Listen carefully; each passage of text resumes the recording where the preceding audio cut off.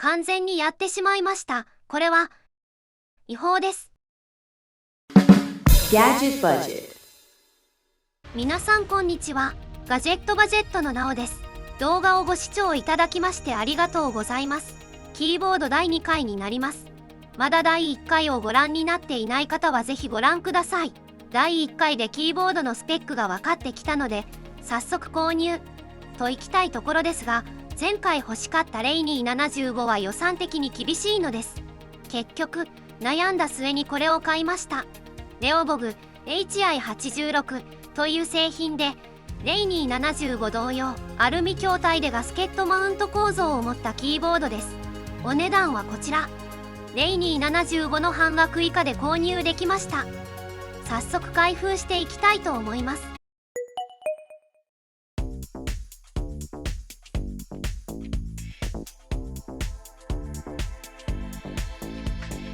いいですね。この箱の潰れ具合、へこみ加減、間違いなく海外から来たものだとわかります。異国情緒あふれていますね。中身はこんな感じです。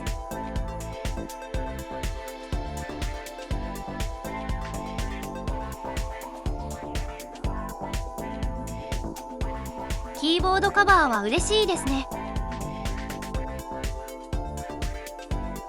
そしてユーザーマニュアルとスタートガイドでしょうか、緑色の紙が入っていますね。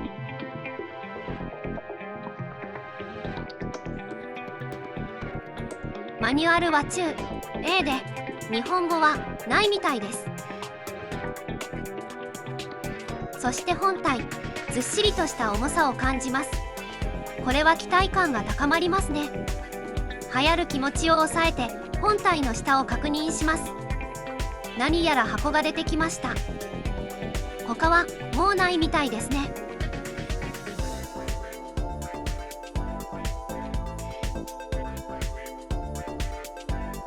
付属品ですかね。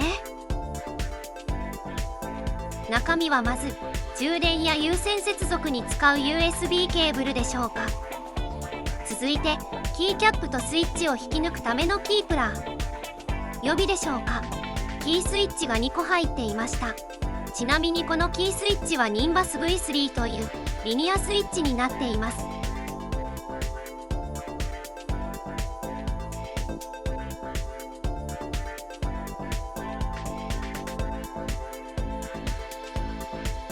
以上が内容物でした。では本体を見ていきましょう。とにかくずっしりと重いですね。金属の塊を感じます。見た目はキーキャップと筐体の色が統一されていて綺麗ですね。ここはきっとキャップスなどのインジケーターですね。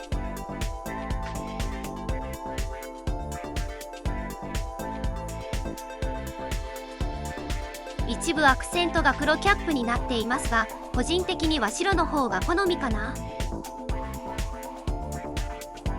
奥側にはタイプ C ポートと無線ドングルがあります。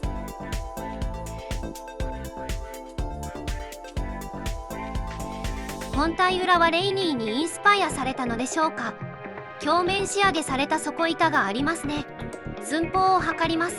横幅はだいたい 34.7cm、縦は 13.9cm、高さはキーキャップなしで、一番高いところが 3.5、ゴム足含めると 3.7cm くらいでしょうか。続いて重さです。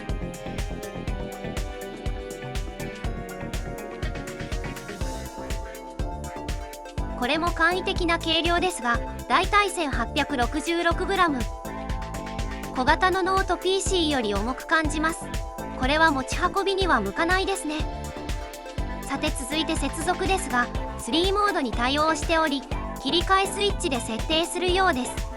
有線接続、USB ドングル、Bluetooth ですね。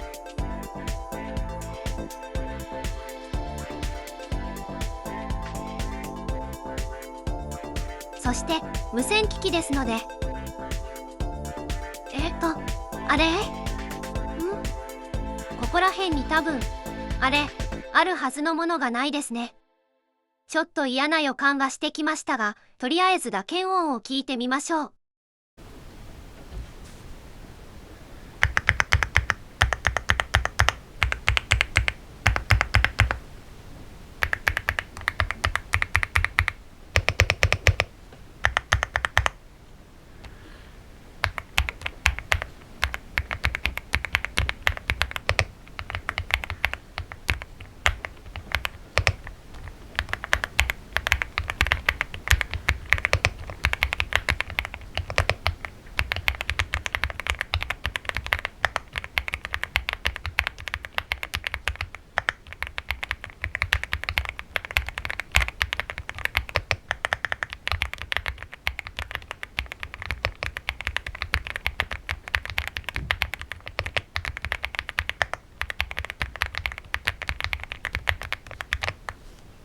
素晴らしい打鍵音です。レイニーは実機を触ったことないですが、このキーボードもコトコトとしてクリーミーな音を出してくれています。これはメールでも文章でも入力することが楽しくなるような快適な打鍵感です。しかし、私の嫌な予感は的中してしまいました。このキーボードはどうやら技適マークがありません。技適がないということは電波法に抵触する可能性があり、日本では使えないことを意味します。技適マークとは、日本の電波法で定められた技術基準に適合した無線機器であることを示すマークです。米国では FCC マーク、EU では CE マークだったりしますね。キーボードに限らず、このマークがない無線機器の使用は電波法違反であり、罰則の対象となる可能性があります。例えばこれは、私の持っている無線機ですが、電池パックの裏にあります。スマホにはないって？確かにスマホも無線機器ですね。私は Android ユーザーなので iPhone はお見せできませんが、国内で購入したものであれば、ちゃんとついているはずですよ。